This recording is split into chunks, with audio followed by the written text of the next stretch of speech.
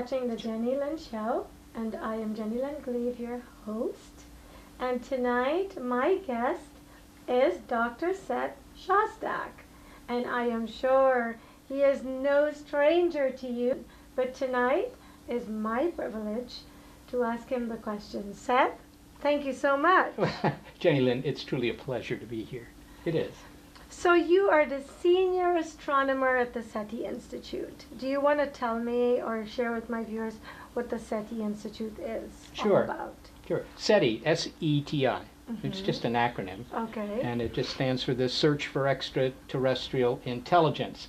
So if you strip away all the Latin there, what it really means is looking for proof that there's not only just life in space, but even intelligent life in space. And I have to say that the SETI Institute does more than that. We also look for life that might not be so intelligent. Okay. So we do all kinds of research on the question of life elsewhere. How long have you been working? How long have you been doing this? Well, I've been at the SETI Institute for longer than any other job I've had, Jennylyn. I came there, I think, in 1991, so it's a long time. It's more than 2 decades. It's a long time. 1991. So tell me, during that time, how many aliens? Actually, we haven't found any yet. Yeah. Mind you, that for various reasons, I don't consider that discouraging. Had we found, a signal that would tell us they're there, of course you would have read about that in the papers. I mean, that would be enormously big news. So, in a sense, you could answer your own question in terms of how many aliens we found. We haven't found any. But that could change. It could change tomorrow, it could change next week, it could change, I think it'll change in the next 24 years. But nobody can be sure. Why do you think so? What do you think will change? Well, the reason I think so is simply looking at the speed at which we're doing the experiment, right? I mean, you're pointing big antennas at nearby star systems, hoping that some of them have planets that might be inhabited. And not just inhabited by, microbes or jellyfish or trilobites or dinosaurs or anything like that, but inhabited by critters that are at least as clever as we are here on Earth and that have, figured out radio. They're broadcasting radar, television, FM radio, whatever they're doing. And those signals, of course, some of them will come right off their planet and that we might pick them up. Now, if you try and guess when are we going to hear them, you have to make some estimate, which is a good word for guess, as to how many are out there that are broadcasting right now in our galaxy. And we don't know the answer to that. But if there are, at least a few thousand, then the chances are that we might find one of them in the next 24 years. Wow. So throughout my lifetime, people have reported pastures with patterns that they think are consistent with ships that they've found, and you've heard these stories. Yes. How do you explain them? I hear them every day. Some woman called up today. She wants to send me some photos because she saw something last night. That happens just about every day. People see things. Roughly 1 out of 3 people in the United States, in fact, believes that the aliens aren't just out there. Obviously, I think that. But they're also here. They're in their spacecraft, they're in their alien saucers, whatever they're piloting these days. Orbiting our universe. Well, orbiting our planet. That's the point, that they're buzzing the countryside. That you might look up and see one. Or they may haul you out of your home for experiments your mom wouldn't appreciate. Yes. I mean, they call up about that. So a lot of people think this is true. Very few scientists are convinced by this because the evidence is not very good. It's mostly, if you will, witness testimony. In other words, you bring in a pilot and they were flying their plane, military pilots, sometimes astronauts, and they saw something they didn't understand. They said it was something that was moving too fast to be an airplane, or it had funny lights or whatever. And so that's the evidence that's presented for us being visited. But unfortunately, that's not very good. I mean, if it were to actually land somewhere, and you could really look at it or get a piece off of it or take close-up photos, that would be much more convincing. So how do you explain to them what they've seen and what the photographs are of? Well, in the case of photographs, sometimes you can figure it out. Photography happens to be a hobby of mine, so I've had a lot of experience with things that can go wrong with photography. And so very often I can see what's happening, that it's what's called total, internal reflection in the camera. If they're shooting a picture at night and there's a street lamp over in the corner of the frame, then that'll bounce around the optics or even the body of the camera and make, little ghost images on the film or the CCD, whatever kind of camera it is. And those are easy to recognize. So sometimes you can tell. Very often you can't tell. I mean, it's just some sort of moving thing right? And they're holding a video camera sort of steady, but not really, trying to, zoom in on it, and you can't tell what it is. So while you can't say, I can't be sure that's not the Klingons coming to visit Milpitas, what you can say is that, I don't have enough information here to be sure that, what it is. I mean, I don't know. But just because you don't know doesn't mean it's aliens. I think I've seen one. I mean, when I was a little girl growing up in South America, I saw something that to this day I try to explain in my mind what I had seen. Yeah, well, there are a lot of people like that. I mean, look at it this way. The San Francisco Police Department solves roughly 60% of the homicides. Okay, if they're as good as the average in the country. Right. So a little over half of them they actually figure out who did it, and in every case it's a human who has committed murder against another human. Right. But what about the 40% they can't solve or don't solve? What are you going to say? You say, well, I don't know, Bob. They didn't find out who did these, so I wonder whether it wasn't aliens. Well, maybe it is aliens, but that wouldn't be, the first thing you'd think of. So when people look up in the sky and they see something they don't know what it is, and that happens a lot, to jump to the conclusion that it's alien spacecraft that's a big step. Well, when I first came to America, I saw this show that it was actually on a talk show, and I think it was a Sally Jesse Raphael show. And there were three gentlemen who claimed they had gone to Colombia fishing. And they were out in this fishing boat, a lonely night, like during midnight in Colombia, somewhere really quiet. And suddenly this huge light appeared above their boat. And they claimed they were hypnotized. And there were, I think, 3 or 4 hours that were unaccounted for in their life. And when they found themselves again, they had different symptoms. One kept hearing a beeping noise in his head, and I think he was taken into the hospital, and they found some device implanted in his leg, which he actually showed on the television show. And they are convinced that they were abducted by aliens, and they did some sort of investigative study on them. Were these men crazy? I mean, what do you think about this? Well, I think that there are two possibilities. One is that it's a hoax, right? And they sort of made up this story. Now, that occasionally happens. Some of the reports are hoaxes. You become famous. You're on television, you're in the news, and maybe you can start a new career. So, I mean, in the case of Travis Walton, he just said one day, I want to get abducted. Within the week he had been abducted, and they made a TV series, a movie out of it. I mean, so it may be a career choice in some cases. But I think that that's less likely than door number two. Door number two, I think, would be that indeed something happened to them. They were convincing. Yes, no, I don't think they were lying. The people who call me every day, as I say, I've never heard one where I thought they were lying. I mean, of course I don't know, but they all sounded very sincere. So I suspect that these guys are sincere. But you have to ask yourself, if you were, some aliens living on a planet 500 light years away, would you say, what we really ought to do? We ought to get into this spacecraft. They can go faster than anything those Earthlings can make. This incredibly expensive, fast spacecraft, go down to that blue planet and shine light in the eyes of some Colombian fishermen. I mean, that doesn't make a whole lot of sense, does it? I mean, I don't know. Maybe they don't even know who they are. Well, yeah, that's right. We won't even know that they're Colombian fishermen. Right. They're just wandering around, and they're in a lonely area, so they're a good target, because a lot of the people... Right. We'll just zap them so that they lose 3 hours of time, because, hey... Well, I mean, I don't know about the motivation. I don't know what motivates aliens. So maybe they find that fun. Maybe they're teenagers. I mean, I don't know. Yeah. But on the other hand, a lot of people make very similar reports. Bright lights. I think that's due to Steven Spielberg. In E.T., the movie E.T., suddenly the aliens had bright lights. They'd never had bright lights before. Suddenly they became enlightened in some way. Okay, so, they have bright lights, and then this idea that they've lost track of time, that's very common. Even the earliest, yes. So they're picking up on all the sort of, if you will, iconic occurrences that take place from people who have claimed to have been, encountering aliens, that sort of thing. So, the story is very familiar, but if they had only not just had the bright lights, but, gotten an ashtray from the UFO or a tail light or something like that, that'd make it a lot more convincing. Well, I think in this case the guy had something in his leg, but I don't want to spend all my time with you, Todd. People have taken things out of other people's arms, legs. Aliens, for some reason, are putting all sorts of things. If what you took out looked like, had the electronics of a cell phone in it, I would say that's pretty convincing. But if it's just a little bit of a rock, which it usually is, you get that all the time by falling down. So throughout your career, what has been the experience that has left you wondering as an astronomer that you're really questioning, could it be?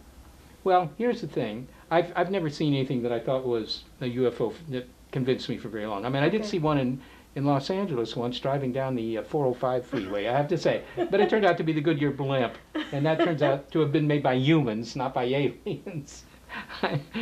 But, I mean, I'm nonetheless convinced that there's intelligent life out there. That's a different thing. And the reason I am is not because we found it, because we haven't. We haven't found any life, intelligent or dumb. We haven't found even dumb life in space. But there are a whole bunch of places where you could have it. Obviously Mars, people talk about Mars. But there are moons of Jupiter and Saturn that have, liquids, in most cases water, liquid water. So if you have liquid water sitting around for billions of years, something may cook up. That's one thing. But the other thing is that we now know that our galaxy has about 1 trillion planets. Wow. Now that's a big number, 1 trillion with a T. Huge. Yeah, but that's only our galaxy. We can see 100 billion other galaxies. So, multiply that number by 100 billion. It's really a big number. Now, we don't know, most of those planets are pretty uninteresting. They're like Mercury or Neptune or whatever. Okay, but the best estimates from recent research sort of suggest that maybe 1 in 5, and maybe it's only 1 in 10, but so what? 1 in 10, let's say, of those planets is actually the kind, sort of like the Earth, where you have an atmosphere and oceans and maybe where life could cook up. Even so, that means 100 billion cousins of Earth in our galaxy, alone in our galaxy. So to think that this is the only one where there's something nifty going on, namely us, or something like us, that's pretty self-centered. And as you get older, you realize if you're too self-centered, you're, not well regarded. That can be true. So, why did you choose to become an astronomer? Oh, I was just interested in the stars as a kid. And I also went to a lot of cheesy sci-fi films. Aha. So that's kind of, how does one become an astronomer? Well, there's no secret to it. I mean, if you're interested in astronomy, of course, in high school there's not much you do. You just take some science courses. And when you get to college, actually, you could take an astronomy course. You could make it your major in many schools. But even if you didn't, if you studied physics, for example, or mathematics, or geology, in fact, if you're doing planetary science, so you go in the direction of those fields. And then probably, if you want a real job in astronomy, you have to go to graduate school. Because if you don't have an advanced degree, it's very hard to get a job these days. Astronomy, doesn't make money. It's basic research, so there aren't a zillion jobs. Because I was going to say, besides research, what else happens at the Seti Institute? Well, in fact, it's mostly research, and mostly non-SETI kind of research, looking at Mars and these moons of the outer solar system. But there's also other activity in that we do education and outreach. We certainly do that. We've made materials for high schools and middle schools, and even some elementary school, I believe, materials, in which we try and hook kids, because kids are interested in aliens. Go into a school and ask any class, hey, you kids think there are aliens out there? And all the hands go up. Of course they do. They've seen, aliens on television since they were born. So of course they believe in them. And so you use that as a hook to teach them some astronomy, some biology, some geology, stuff like that. So it's a great field. Even if we don't find the aliens for a while, at least we can get kids interested in science. So is it a popular career path? Do you have a lot of people choosing this as a career? Because most people are driven by money. Yeah. And a lot of times people are choosing their careers. A lot of times it's associated with income. A lot of them are, but in good economic times, then earning money is a little less compelling to some. I mean, if you talk to young people, my impression is that many of them are quite idealistic. They want to do something to help the world, right? That's what you're laughing because you're older now and you realize helping the world is really hard, but still, it's a good thing that people want to help the world because otherwise nobody ever would help the world. Well, okay, helping the world doesn't necessarily mean that you get an income, right? So it's more than just about the money. In the case of astronomy, they go into it because they just find it interesting. And yes, there aren't a lot of jobs, but if you find it interesting, it certainly doesn't hurt to study a little astronomy. Have you ever regretted choosing this career path? Well, I was interested in many, many things, Jennylyn, and I always wonder, what if I followed some of the other things I was interested in, which I have to say, in some ways I have done, because I've had many jobs. So if there's a young person out there who's interested in this field, do you have programs where they're allowed to come in and be an intern and find out if this is something they want to pursue? How does that work? Yeah, it works not as well as it should, to be honest, because the Seti Institute doesn't have a whole lot of money. It's always a money problem, which isn't very interesting, but it is the fact that it's hard to support the interns. I mean, even if they come in and say, I'll work for free all summer, right? We do have a summer program, but that's with NASA money to bring in undergraduates at schools around the country. Right. And we get, 25 or so of these undergraduates at the Institute, and they spend the summer working with various scientists. And that's a great thing. That's a great thing. Otherwise, it's hard to do because there's so few people there that they don't have, and that just means everybody's very busy, and they don't pay attention enough to the interns. Oh yeah, the intern. Gee, I went on vacation, forgot about him. That kind of thing. I mean, she's been lost all summer because you weren't here to talk to her. That kind of thing. So it's something we ought to do more of. Have you ever wanted to go to the moon? Yeah, I wanted to go to the moon. When I was a kid, I definitely wanted to go to the moon. And in fact, I would occasionally go to the Hayden Planetarium, as it was called, in New York when I was a kid. And for a while, they were giving out tickets to be on the first rocket to the moon. And I believed it was a publicity stunt. But I didn't know that. I was a kid. I thought it was for real. And I thought it was for real until I was about, 34 or something. Really? Yeah. Well, what's prevented you still hadn't from been to the moon. going? Huh? I mean, you are the senior astronomer here at the Seti Institute. Why haven't you gone? Why haven't I gone to the moon? They don't want to send a senior astronomer from the Seti Institute to the moon. They're not sending anybody to the moon these days. I was just at a conference in L.A., in fact, 2 of them, Right. in which there were the Apollo astronauts, right? These guys are. And you can go talk to them, very interesting people. But they're essentially all pilots, with very few exceptions. They were all pilots in the early days. The people who've gone to the moon were, almost without exception, pilots. Because their job was to get this piece of hardware down onto the moon. So you wanted a pilot. You could say, hey, I'd like to send an astronomer or a planetary geologist. They did send one geologist, Jack Schmidt, but that was at the end of the program. In general, they were not scientists. Today, if you sent people to the moon, you would send scientists. But nobody's going to the moon right now. Why? Is it because of money again? Mostly money. Yeah, it's mostly money. There are plenty of programs to go to the moon. There are people who want to go to the moon and mine it. There are people who want to go to the moon and colonize it. There are people who want to go to the moon and just use it as a base for going elsewhere. But all of it requires, pretty big rockets. And NASA doesn't have big rockets right now. People like Elon Musk might get to the moon faster than NASA will. So it's it's a question of money. But there are a lot of countries interested in going to the moon. So I think we will go back to the moon fairly soon. Why is it they choose the moon all the time? Is that the one that's most inhabitable, or is it because it's the closest one to us? Yeah, it's because it's closest. The moon is not, it's not great for habitation. There's no air. Right. There's no liquid water. The temperatures in the day are 200 and something, and at night they're minus 200 and something. I mean, it's not as nice as the South Bay, for example. So, going to the moon, you have to have protection. You have to have a suit. You have to have maybe you build a base, you're underground all the time, whatever. But the real advantage of the moon, and this is something that the Earth has, that a lot of planets don't have, is a big moon very nearby. It's only 250,000 miles. I have that on my Honda. So it's not really very far. Yeah, because I know since I was a little girl, it's the one planet we continue to visit. So I was wondering if what the reason was behind that, since there's so many others. Why is it that we continually go there? Why haven't we tried some of the others? Well, it is honestly, it's just distance. I mean, you go to Mars, and a lot of people want to go to Mars.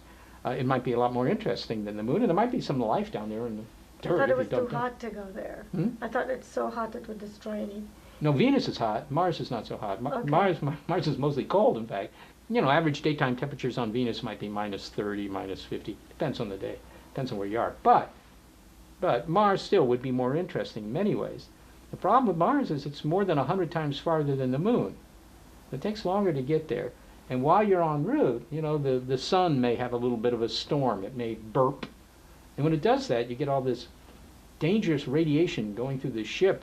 And you have to protect the crew from that. Otherwise, they all get cancer right away. So you have to do things that you don't have to do going to the moon, because going to the moon is so quick that you don't have to worry about these things. And lately, you notice how our weather patterns have changed tremendously. Do you think is it related to any of that that you're finding out? I don't think so. There are some people who think that climate change, which is clearly happening. I mean, temperatures are going up. Yeah, it's strange. Look at today. Yeah, well, went down a little bit today. But yes, climate change, there are people who think it's just natural, it's not humanity's fault, it's because the sun fluctuates and goes up and down. And it's true, the sun does fluctuate. Every 11 years it goes through a cycle and so forth. I mean, that's well known. But the idea that the sun is causing this, it doesn't seem to be very well supported by the data. In fact, if you look at the data, the sun's influence is very small. Much bigger influence comes from all the SUVs and sports cars on the highway and the power plants and all that. So, yeah, the sun doesn't do it, and the moon certainly doesn't do it. If money wasn't an issue, what would you like to see happen at the Institute? Well, if money well, I mean, I would like to see some of our research programs actually get enough money to do more things. It's not just a matter of doing more, it's just doing the minimum that would allow you a good chance of finding something. Yeah. Because our Seti experiments, you know, we're looking for ET. That would be extraordinarily interesting. The whole world would be interested to know that we're not the only kids on the block, that there are other kids and they're smarter than we are, because if you find them, they probably are. But, you know, the number of people that are involved in doing that at the Institute is like five people. So, you know, the local McDonald's has more people than that. I mean, it's a very, very small project. So with a little bit of money, you could ramp up the project to a level where you really could check out lots and lots of star systems and maybe find ET, as I say, in a couple of dozen years. Is it national? Is it a national company, or is it just a local California-based company? It's a nonprofit, and it's Okay. here. Some of our scientists are elsewhere if they're doing work, and they can do it, you know, at some home institution, some university somewhere. Some of them are at NASA Ames Research Center. But SETI is an international endeavor, except that there are very few people doing it. Almost all the other people doing SETI are in the Bay Area, but on the other side of the Bay in Berkeley, and there's a program at Harvard, and Wow. and that's it. There's also a program in Italy. But if you add all the people whose business cards say, I'm looking for, you know, intelligent life in the universe, the total number of people in the world might be maybe a dozen, something like that. If you need money to find, maybe they're out there, but you're just not doing the right research because you're limited because of funding. Well, that's what we think, yeah. Yeah. I mean, you know, think of how many people would have a business card that says sells insurance. That would be more than a dozen worldwide. Well, the thing is, maybe these people are seeing aliens, but you guys don't have the money to afford you the equipment and the research to identify what they're seeing. Because you get so many reports of these sightings from all over the world, and I'm fascinated with it. And as a younger girl, I followed a lot of what people said they see, and I see a common thread. And you can't always explain what they're seeing. So obviously, there's something out there that you aren't finding because you don't have the right tools, methods, whatever, to find it. Is that possible? Well, of course it's possible, yes. But now, mind you, you're speaking here more of the UFO phenomenon. We're not looking for aliens that are here. We're looking for aliens that might be hundreds of light years away. And by the way, a light year is pretty far. A light year is 6 trillion miles. So these are hundreds of times that. They're very far away, so they're not buzzing the countryside.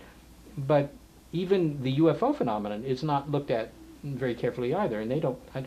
I'm no expert on what they do, but there are organizations who are trying to investigate these reports. MUFON is best known, Mutual UFO Network, MUFON.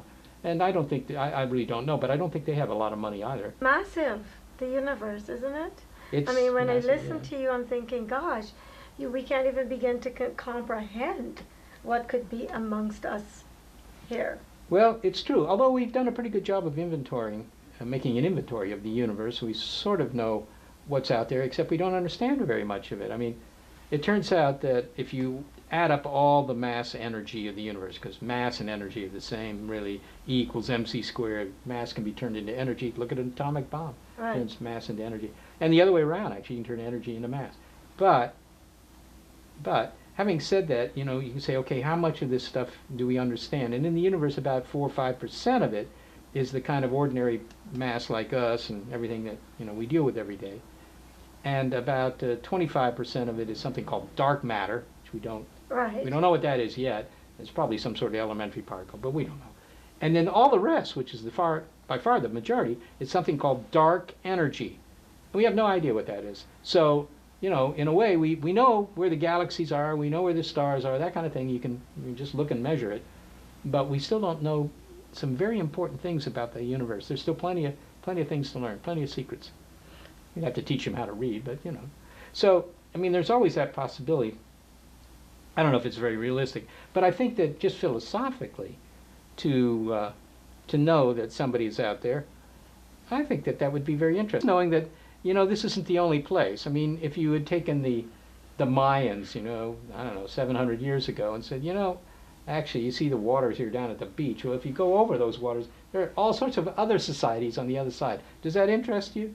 And I think some of them, they would say, oh, that's very interesting. What do you know about them? Well, I think that it's fascinating what you're doing over at your institute. And I wanted to ask you, what's the thing that's impressed you the most while you've been in this field? I think the most impressive thing to me has been how quickly our knowledge of the universe has changed. When I joined the Seti Institute, nobody knew whether there were planets out there around other stars. You kind of assumed there were. It seemed reasonable. But you can assume a lot of stuff, and it turns out to be wrong, right? Right. So in this case, when I was a kid, again, at the Hayden Planetarium, half the time they would tell you, we're probably the only group of planets in the entire galaxy. They would tell you that. And now it turns out that almost every star has planets. So I think that, plus a lot of investigation into how life works and maybe how life got started. Those are interesting questions. We know a lot more about them now than we did even 20 years ago. Thank you so much. The time always goes by when I'm becoming smarter, when I'm being educated on camera. You have made it sound like all we found out is that we've got more planets and we don't really need to worry. There are no aliens. So if you're someone who's interested in this field, hopefully Seth has answered the questions you may have regarding becoming an astronomer.